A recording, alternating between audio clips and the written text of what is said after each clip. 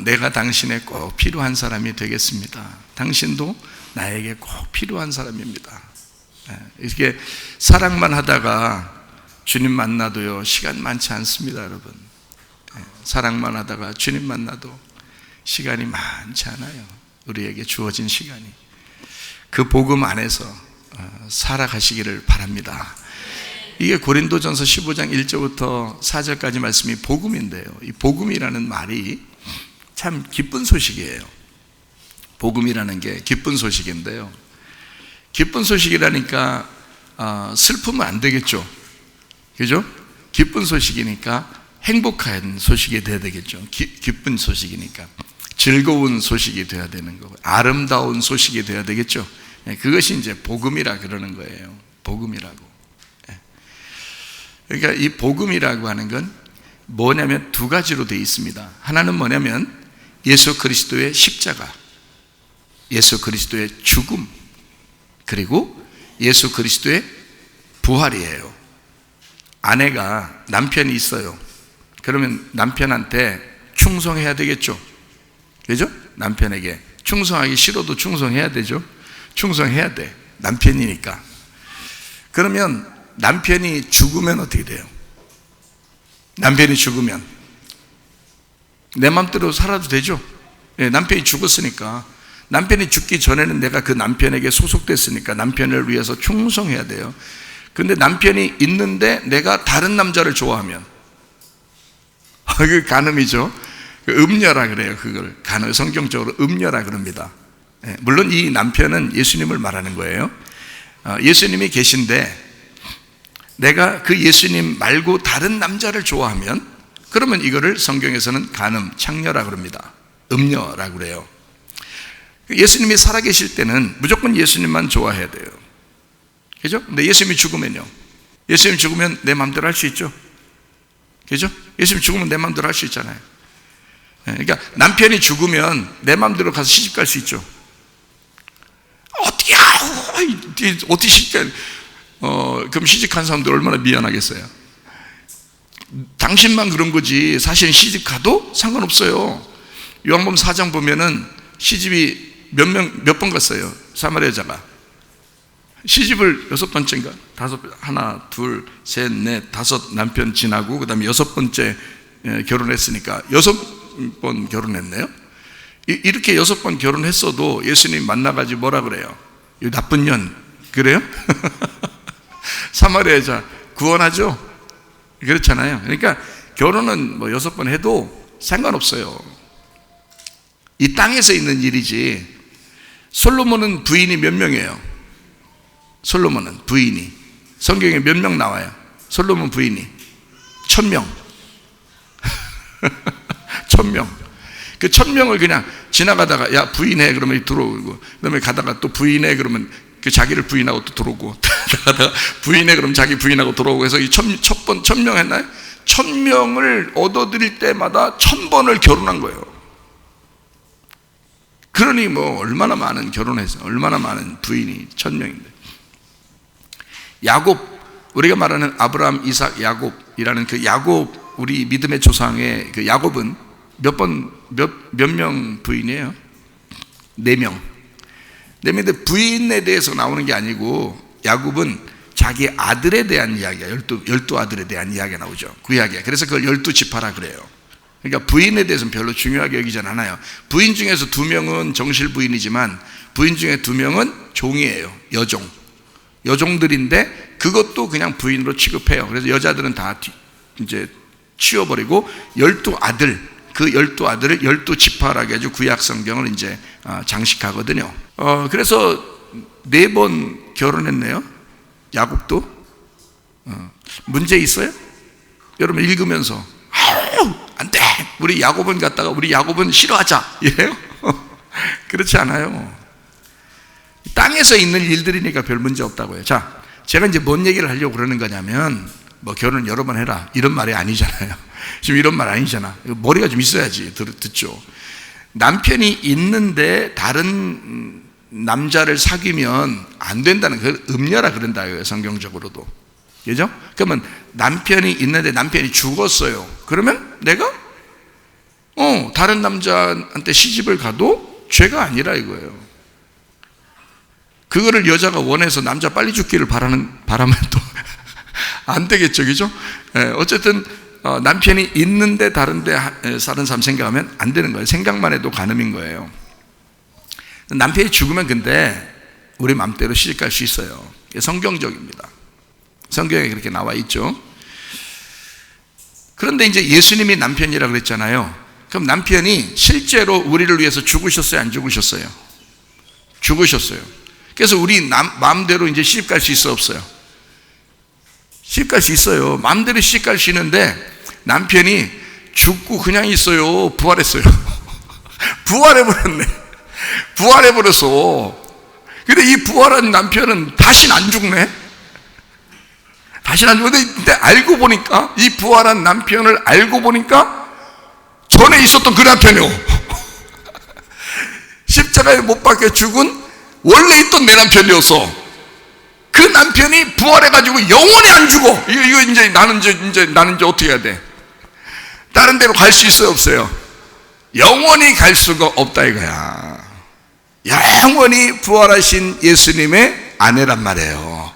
그러니까 우리는 다른 데로 갈 수가 없게 됐어요, 더 이상. 그래서 다른 남자를 사랑할 수가 없는 처지에 있다고요. 이게 사람들 얘기하는 게 아닙니다. 제가 말하는 것은 예수님에 대한 이야기예요. 자, 무슨 말인지 아시겠죠? 그러니까 여러분과 제가 간음을 하면 안 된다, 음녀 같은 짓을 하면 안 된다. 우리는 정결한 신부가 돼야 된다. 그리스도의 정결한 신부가 돼야 된다. 자, 예수님이 어떠한 분이니까 십자가에 매달려 죽으시고 누구를 위하여? 나를 위하여. 그리고 3일 만에 부활하셨어요. 누구를 위하여?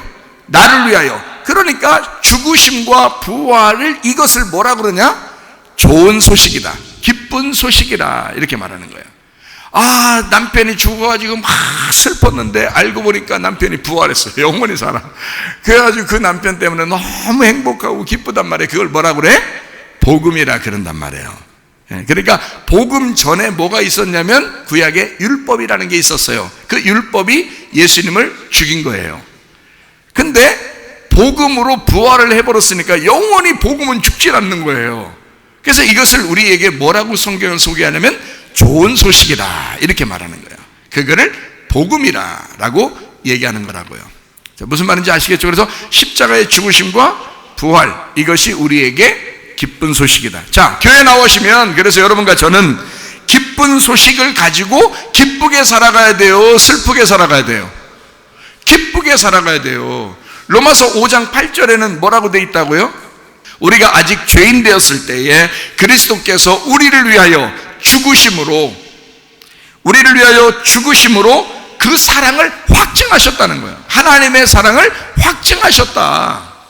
그게 주님의 마음이라는 거예요. 그럼 우리가 죄인 됐을 때도 사랑하시네, 죄인 안 됐을 때도 사랑하시네, 이게죠? 당연히. 그러니까 죄인 됐는데도 사랑하시면 죄인 안 됐을 때도 당연히 사랑하신다는 얘기죠.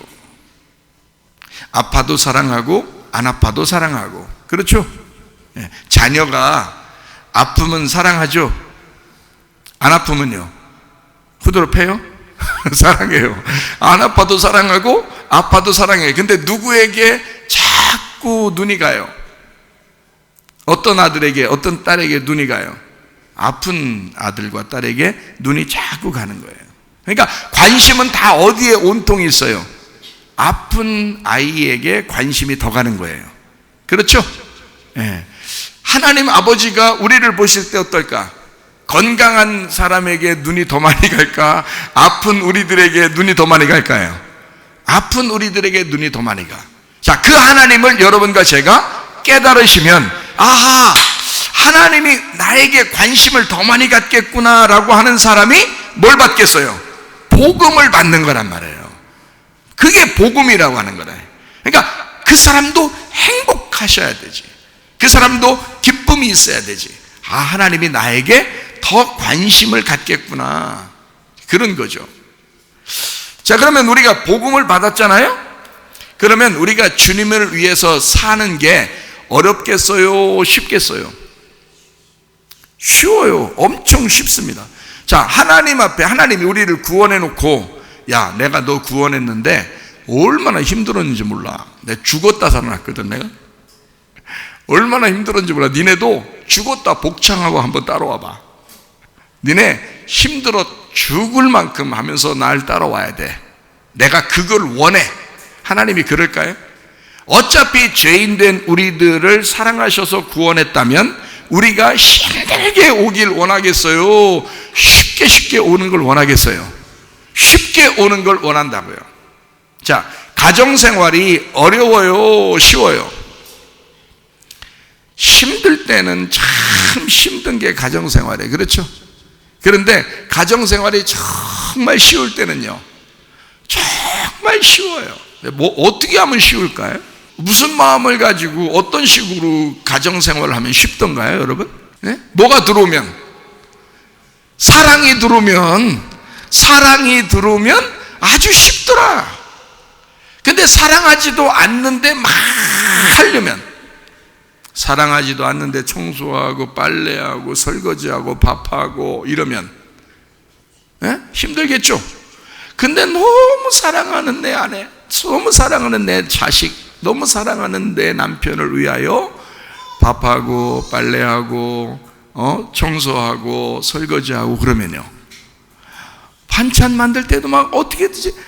만들어주고 어떻게 만들어주고 하는 거 있잖아요. 알아서 먹어요 이래? 만들어주고서 꼭 뭐라 그래? 맛있죠? 맛있어? 맛있냐고? 아이, 먹어보고 얘기할게.